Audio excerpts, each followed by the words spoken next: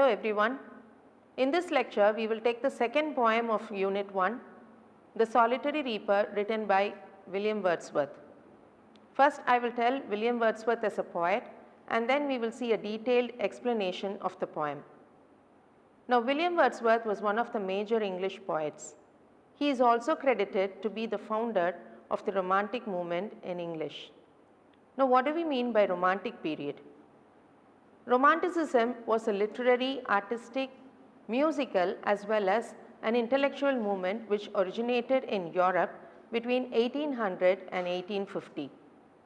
This movement entered into English soil, and mostly it was seen as a revolt against the Industrial Revolution. It was also seen as a reaction against the aristocratic norms of social and political order. Writers started exhibiting their radical ideas regarding human sensibility. The French Revolution also had a profound impact on the notable romantic fiction writers of this period. Thus, during this time, imagination, emotion and human sensibility overtook other writings of the period. The physical landscape is also prominent in the poetry of this period. Now, Wordsworth along with Coleridge helped to launch this romantic movement in England, and they published their poem volumes, the Lyrical Ballads. Thus, Wordsworth was one of the central figures of the romantic poets and also was considered an important intellect in his age. He is now remembered for his spiritual and philosophical introspections. He is also often referred to as a nature poet, as he was concerned with the human relationship with nature. Most of his poems emphasize on the relationship with human beings and the natural world. His nature poems are often meditations on an emotional problem or personal crisis. He gave great attention in using the vocabulary and speech patterns of common people in his poetry. The explicit principle of his poetry was to use the language commonly used by men. Thus, in his poetry, he dealt with rustic and also humble life, as he was a campaigner of simplicity. Now, his style of writing differed greatly from the earlier poets. It focused on emotion and imagination.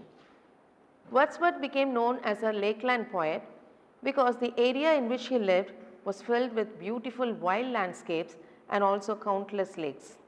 The place he lived in had such a profound influence on him that he started writing poetry as a very young boy in his grammar school.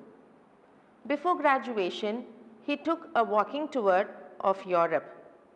This travel also helped him to appreciate nature more and to contemplate on common problems of humanity. Both these emotions are the major themes in his poetry. The intense lifelong friendship Wordsworth had with his sister Dorothy also played a major role in his poetic life. Now, let us see some of his major works. Wordsworth is best known for his Lyrical Ballads, which was co-written with Samuel Taylor Coleridge. His work, The Prelude, is a romantic poem dealing with the growth of a poet's mind. This prelude is also semi-autobiographical, as it mostly relates to the experiences of his early years. It ushered in a new form of introspection and emotionalism into English poetry. Are you familiar with Wordsworth's definition of poetry? He said that poetry should be a spontaneous overflow of powerful feelings recollected in tranquility. Now, what does he mean by this?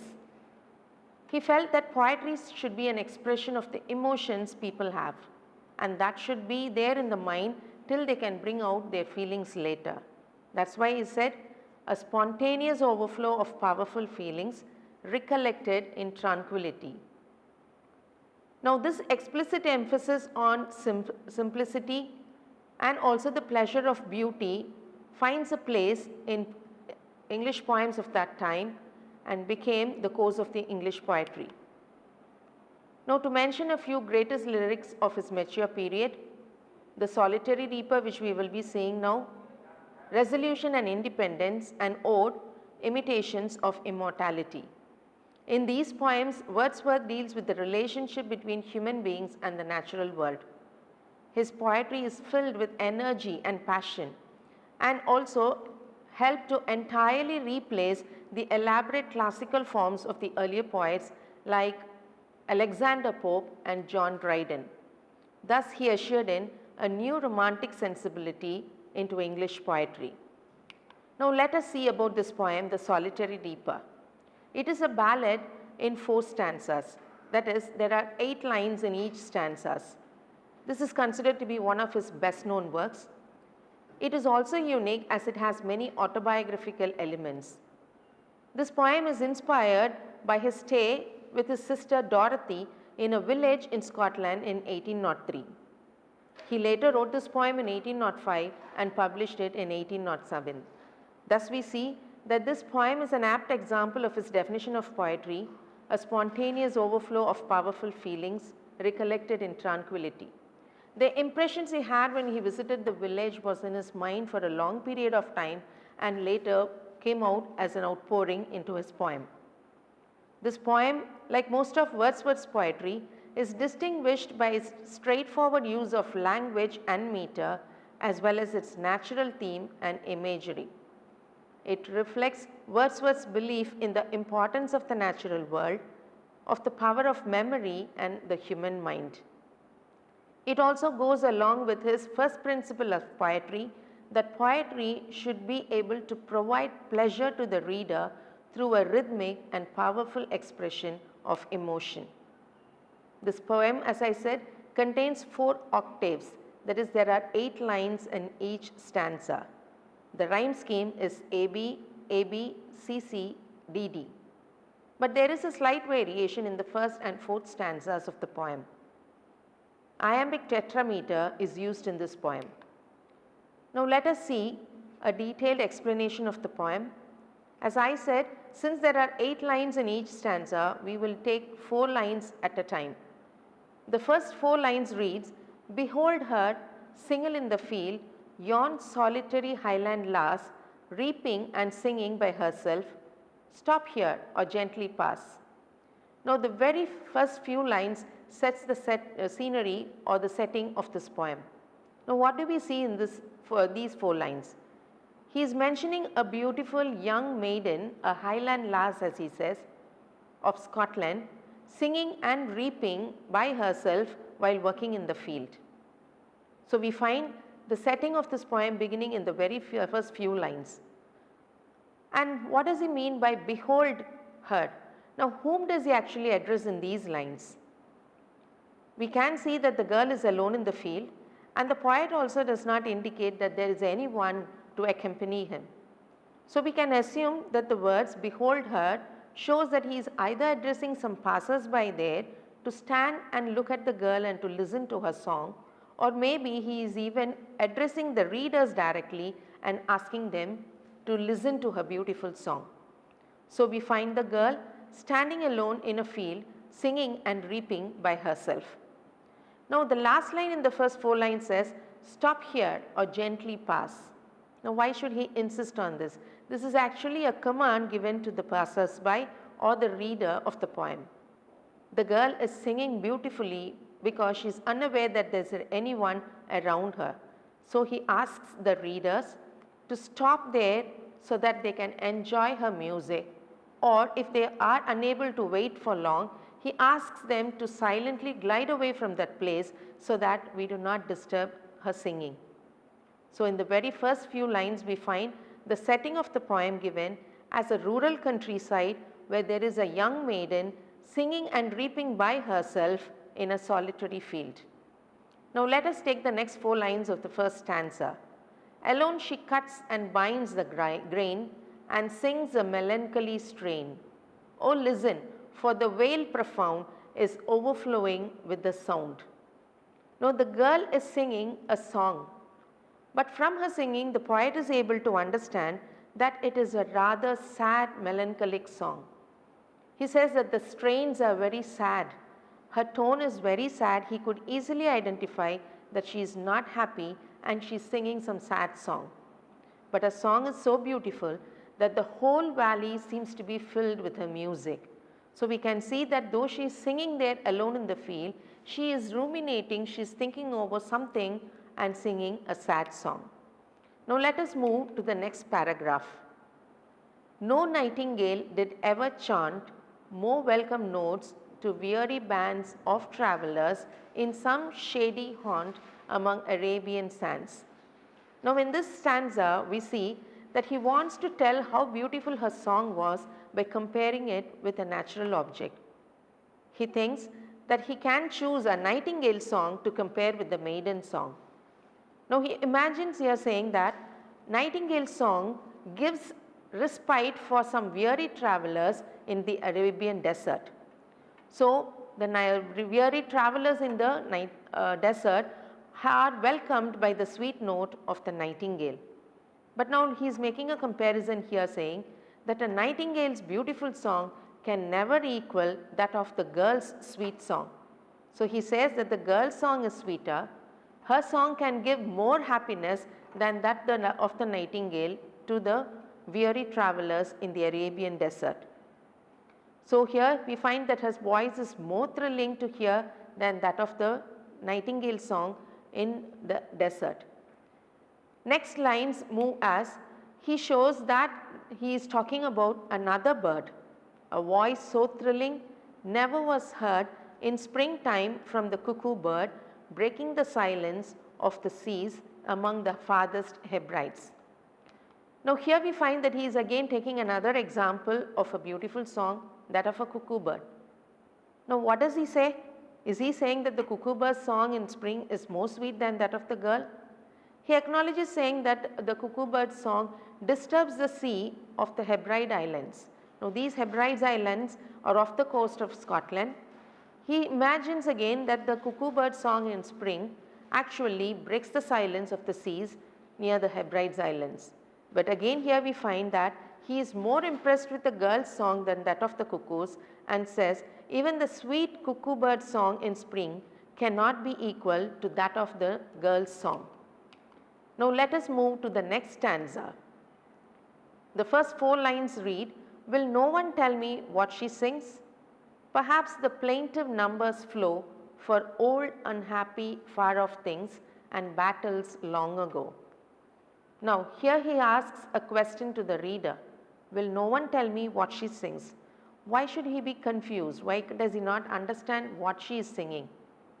Now it's obvious that since this girl is working in a highland in Scotland, he cannot understand the native Gaelic language.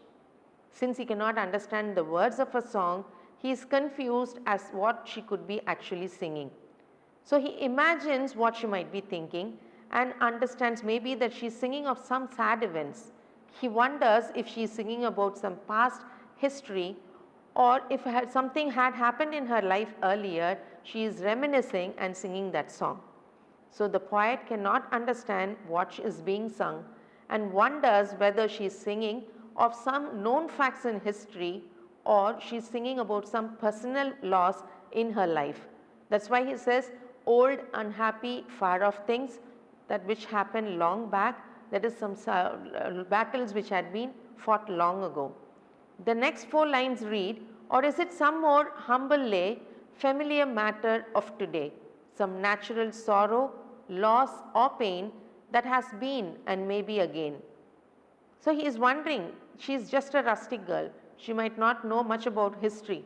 So maybe she is singing about some personal loss she herself has faced in her life. So he is wondering whether she is singing of old songs, and since she is very melancholic, he wonders if she is actually expressing a fear that sad event might even occur in future. So we find here that the poet is confused, he cannot understand the meaning of a song, so he starts wondering and imagining if she is singing about some sad event or some past event. Now let us move to the last stanza of the poem. Whatever the theme the maiden sang, as if her song could have no ending, I saw her singing at her work and over the sickle bending. Now this shows the impact of the music the girl's song had on the poet. Now the girl was continuing to sing. Her song seemed to be never ending. He knew that she is never going to end as she continued to bend over her sickle, reaping the grain and binding it. So he wondered whether the song would ever end. But here he says she is singing at her work and continuing to bend over her sickle. The next 4 lines read, I listened, motionless and still, and as I mounted up the hill, the music in my heart I bore, long after it was heard no more. So the poet had been standing for some time listening to her never-ending song. But maybe he had his own work to take on to, so he moves away from the place, but even as he started climbing the hill, he could still hear her resounding music and song. This song stayed in his memory forever, that he could recollect it long after the sweet music of her song had died. Now this is a very often used theme of Wordsworth, where he uses a theme of music and memory in many of his poems. Thus we see that this poem actually tells about a very simple incident of a girl in a field where she is singing alone to herself with no one beside her. The poet happens to pass by in that way. He stands and listens and admires to her solitary song. Her song was so beautiful that it filled the entire valley with music. But next he starts wondering what she could be singing, as he could not understand her native Gaelic language, and he wonders on what theme she was singing. He wonders if it was about some last battles, or it was some personal issue which had upset her. He again says her music was so beautiful that it could never be compared with even the sweet music of the nightingale or the cuckoo bird. Finally, we find the poet silently moving away from that place, but carrying the sweetness of a song in her mind, where he could recollect it even after it had died away. Now after seeing the entire meaning of the song, we can see that this poem is characteristic of the romantic views of poetry. It has many visual and auditory images. We find that comparisons are drawn from nature. And while we read the poem, we find that the fluent language of the verse also give a rhythmic quality. Welcome back. In the previous lecture, we saw the second poem in the unit, The Solitary Reaper by William Wordsworth. Now I told you in that lecture about William Wordsworth as a poet, and then we saw a detailed explanation of the poem. In this lecture, we will do an analysis of this poem. But before I begin with my analysis, let me tell you the summary of the poem again. As I already mentioned, William Wordsworth was a notable figure in the English Romantic movement. Beginning with 1798, with his publication of the lyrical ballads, he continued to write poems till his death in 1850 at 80 years of age. I will just mention a few of his other poems. They are Lucy Gray, Resolution and Independence, I Wandered Lonely as a Cloud, which is often named as Daffodils too, Ode, Imitations of Immortality, Ode to Duty, The World is Too Much with Us, French Revolution, To the Cuckoo, Lodemia. Now I cannot of course tell all the poems he has written. I have only scratched the surface of the list of his poems. Wordsworth was Britain's poet laureate from 1743, and he remained so till his death in 1850. Now he was one of the stalwarts of English literature canon. He precipitated the Romantic movement and is rightly identified as its founder. He was also named as a nature poet, where he changed the early forms of poetic writing to come down to the human sensibility. Thus he inspired with his poems not only the other poets in his period, but also was an inspiration to many generations of poets. Let us now see an overall summary of the poem. The first stanza reads, Behold her single in the field, yon solitary highland lass, reaping and singing by herself, stop here or gently pass. Alone she cuts and binds the grain and sings a melancholy strain. Oh, listen, for the vale profound is overflowing with the sound. So, in the first stanza, we find that he sets the setting of the poem. He sees a solitary maiden working in the highlands in Scotland who is singing and reaping the grains. Now, while she is working, she is also singing a beautiful song. So, he asks the readers to stand there and listen to her beautiful song. He either wants them to stand and listen, or he wants them to move away silently without making any noise. He can identify from her song that she is singing a sad song, but her profound song fills the whole valley with music. Now, the second stanza is, no nightingale did ever chant more welcome notes to weary bands of travellers in some shady haunt among Arabian sands. A voice so thrilling never was heard in springtime from the cuckoo bird, breaking the silence of the seas among the farthest Hebrides. In this stanza, we find a comparison made. Actually, he takes two birds to compare the sweetness of a song. Now, the first comparison is where he takes the song of a nightingale. He says that the nightingale usually gives relief to a band of weary travelers in some distant desert of Arabia. But he says that the nightingale's song can never parallel with the sweetness of her own song. Next, he moves on to say that the cuckoo bird's song is so sweet in springtime that it disturbs the seas of the far Hebrides Islands. Again, he says here that the cuckoo bird can never become her equal in the sweetness of her song. Now, let us see the third stanza.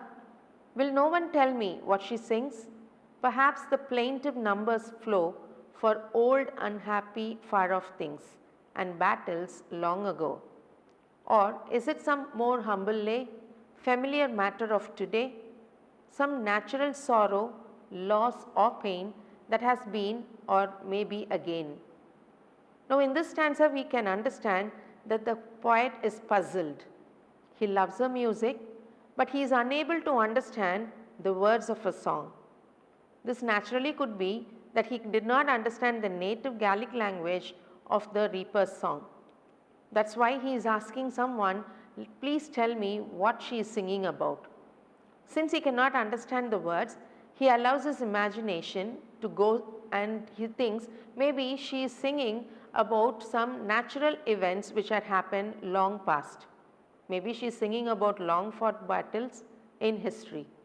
Then he wonders, since she is very sad in her singing, that maybe she has suffered some personal loss and that she is afraid that it might again happen in future also. So, here we find him very perplexed.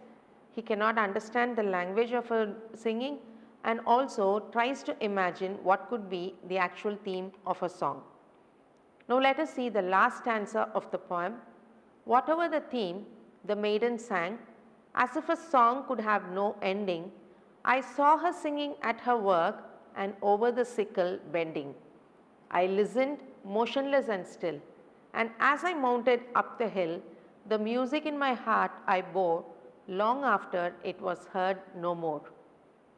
Now, the maiden's song was not very clear to him as he did not understand the theme of her singing, but she seemed to never stop singing as she continued to reap and bind the grains.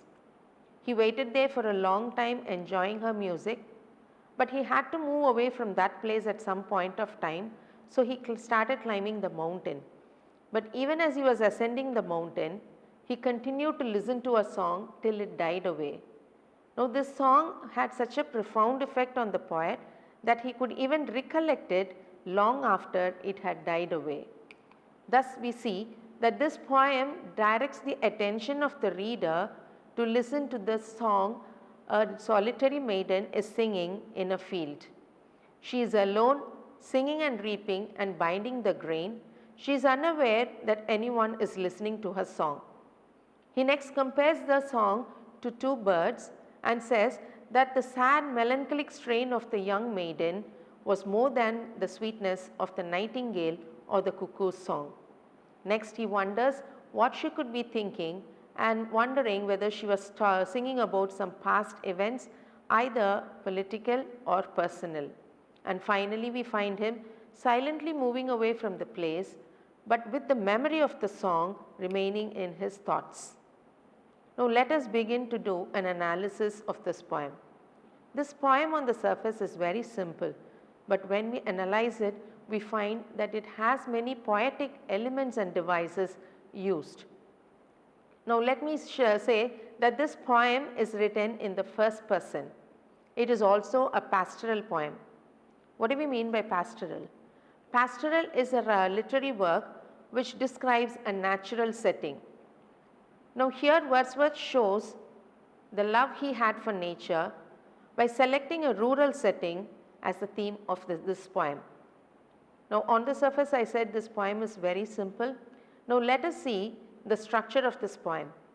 In the first stanza we find that the setting is rural and the poet also with the simple words explains and shows to the reader the beautiful landscape where the young maiden is singing in the field. In the second stanza we have two bird comparisons. He admires the beauty of a song so much that he compares it favorably with the nightingale and the cuckoo bird song in springtime. The third stanza actually lets him wonder about the content of her song. It also shows that how he remains transfixed by the melody, which seems to stress the limits of time and space. The beauty of the song has nearly engaged his consciousness. In the fourth stanza, the effect of the song on the speaker is shown obviously. The song fades away from his heart because he has moved away from that place, but its plaintive melody echoes in his heart long after it has stopped and has triggered his imagination. Now this is the profundity of poetry. He lets his mind, which had enjoyed the music, to outpour it into this poem. Now let us see next the impact of music in this poem. As I already have said, Wordsworth believed that poetry should give pleasure through rhythm. Now we can, while we read this poem, understand that it has a certain rhythm, and also through this rhythm the emotions of the poet is revealed. Thus it has become a spontaneous overflow of powerful feelings long after it is read by the reader. Now the words of the reaper's song are incomprehensible to the speaker, but he also focuses his attention on the tone, expressive beauty and the blissful mood it creates in him. Thus we find that the music of the song has left a lasting impression on his mind. Now let us next take the figures of speech we can see in this poem. The first figure of speech I will discuss is assonance. Now what is assonance? Assonance is created where two or more words in proximity repeats the vowel, that is the vowel sounds. Now let me show you an example here.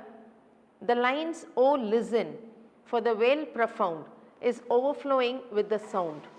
Now in this line, if you see, the letter O is repeated often in successive words.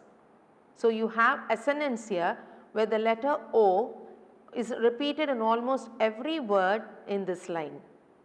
Now let me take the next figure of speech, which is hyperbole.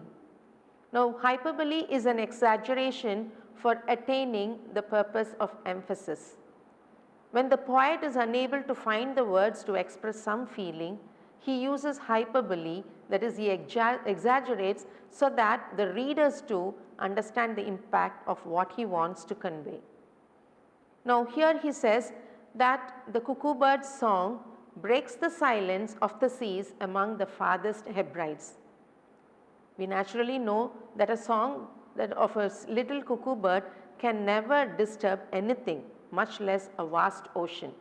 But here he uses the hyperbole that the cuckoo bird's song actually disturbs the seas again in the farthest Hebrides Islands, which is a long way away near the coast of Scotland. So, we find this to be a hyperbole in this poem. Next, let me tell you about the metaphors we have in this poem. Now, metaphor is a comparison between two contradictory elements where it is not explicit. So, we have one metaphor where he says, no song was as sweet as a maiden song. That is where he talks about the two birds. He says the nightingale's as well as the cuckoo bird song is not as sweet as that of the young maiden song. So, the two metaphors in this poem are the song of the nightingale and the cuckoo bird. The next figure of speech in this poem is apostrophe. Apostrophe is where the speaker of the poem addresses an imaginary character. Now, the very beginning of this poem has an apostrophe. We find him addressing someone in the poem, asking them to behold or to look at the young maiden who is there alone in the field. Behold her, single in the field, yon solitary highland lass. So, we find here he is addressing some imaginary person so that they can also stand there and listen and enjoy the music he can hear. Thus, the apostrophe here is a person, but it sometimes can also be an abstraction or an inanimate object. But in this poem, he is using an apostrophe where he imagines a listener in that lonely place. Though he uses an apostrophe in the beginning of the poem, he shifts his attention away from the implied presence of the reader and does not allude to it again in the rest of the poem. The next figure of speech we can see here is alliteration. Alliteration is where you have a letter being repeated in many words so that it gives the rhythm.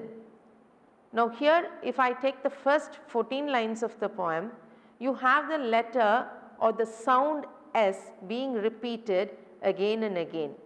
So, that we have in the first 4 lines of the first stanza 14 times the letter S being repeated. Now, thus we have a rhythm in the poem with alliteration. Now, let me next talk about the imagery in this poem. What is imagery? We call it to be a visually descriptive or figurative language. The poet allows his imagination to expand and uses various images to let the readers understand what he wants to convey. Now, this poem has both visual and auditory images. Now, let me first talk about the visual images. He finds a simple peasant girl singing a rather sad song while she is harvesting in a field. Now, the speaker lets his imaginative associations make her much more than a person singing a simple song. He connects her with the shady haunts of Arabian sands, then with the cuckoo and the nightingale bird. He also then talks about the seas beyond the Hebrides.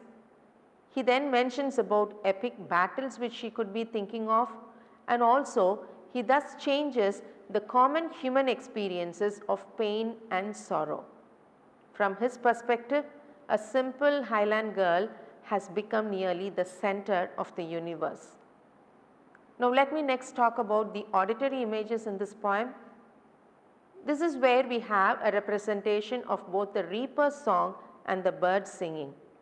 He talks about the girl's sad tone in her song when she is singing, and also it fills the whole valley, he says. Next, he talks about the haunting song of the nightingale and the sweet song of the cuckoo bird in the springtime. Thus, we find that the music is also a dominant image in this poem. Let me next talk about the various poetic devices in this poem. Tautology is a poetic device he uses in this poem. Now, what is tautology? It is a useless restatement actually, or I should say saying the same thing twice using different words. Now, this is where we can get many adjectives with similar meanings, where the poet tries to impress some idea on the reader. Now, here Wordsworth tries to draw our attention through such repetition and tautology. The various adjectives he uses to describe the young maiden is tautological. The reaper is referred to as solitary, single, singing by herself, alone, etc. We can call this poem as vernacular poetry because here he tries to match ordinary incident of a young girl singing in a field and it becomes the whole subject of the poem. Next, let me see the various themes this poem has. Now, the central theme of course is nature. Already we have seen that romantic poetry was peculiar with its natural elements, but there are other various themes identified in this poem. The first theme is of course the power of imagination. Wordsworth had just witnessed this girl once in a field, but here he uses his power of imagination and transforms a common everyday event into a representation of a larger reality. So, he sees a young girl singing in a field, he enjoys a song, but changes this ordinary incident with the power of his imagination, and it has now become an incident of inspiration as well as beauty to both the poet as well as us the readers. The second thing in this poem is unity of man and nature. As I mentioned, this is a popular theme in romantic poetry. Here we see the girl has blended in a natural setting though she is alone in the field. Thus, she is in unison with nature. The third theme is of course solitude. In most of Wordsworth's poems as well as in other romantic poems, we find solitary or lonely travelers as common figures of poetry. Thus, here we find Wordsworth mentioning the young girl being in a natural environment. Now, let us also see the other features that places this poem into the romantic tradition. There are many aspects here which we can identify as romantic characteristics. The first is of course its ballad form. It is a simple poem which has 4 octaves, that is 8-line stanzas. But the rhythmic quality is given here by the poet. So, we have this feature as a romantic tradition. The second feature is of course solitariness. Here it focuses on the solitary girl reaping and singing in the fields, and the theme of solitariness is one of the peculiar features of romantic poetry. The third is the emphasis on human emotion. As I already have said, Wordsworth was more concerned with emotions of common people. Here he describes the girl's song as plaintive numbers, natural sorrow, loss or pain. The next feature of romantic poetry is of course memory. The poet carries a memory of his experience and later converts it into a beautiful poem. Now, this poem ends with such a note as a memory he carries in his heart. We can also draw the comparison with another of Wordsworth's poem which is titled I Wandered Lonely as a Cloud. This poem is also referred to as Daffodils. In that poem too, we find Wordsworth recalling his encounter with that poem's subject which was daffodils. In this poem, it is the solitary reaper. He was able to recollect the experience he had in both poems later and convert it into an event. Thus, after analyzing in detail the poem, we come to know that this poem indicates the romantic view of emotion and imagination. Wordsworth here uses the theme of the power of imagination to use and see the transcendent in the everyday objects and incidents. The romantic appeal of the poem can be identified in the music, rhythm, allusions and also the various inferences we can draw, as it is full of the spontaneity of the emotions overflowing. Thus, we can conclude our analysis by saying that the impact of his language has made him to take extreme levels of emotional and romantic appeal in this poem. Thank you.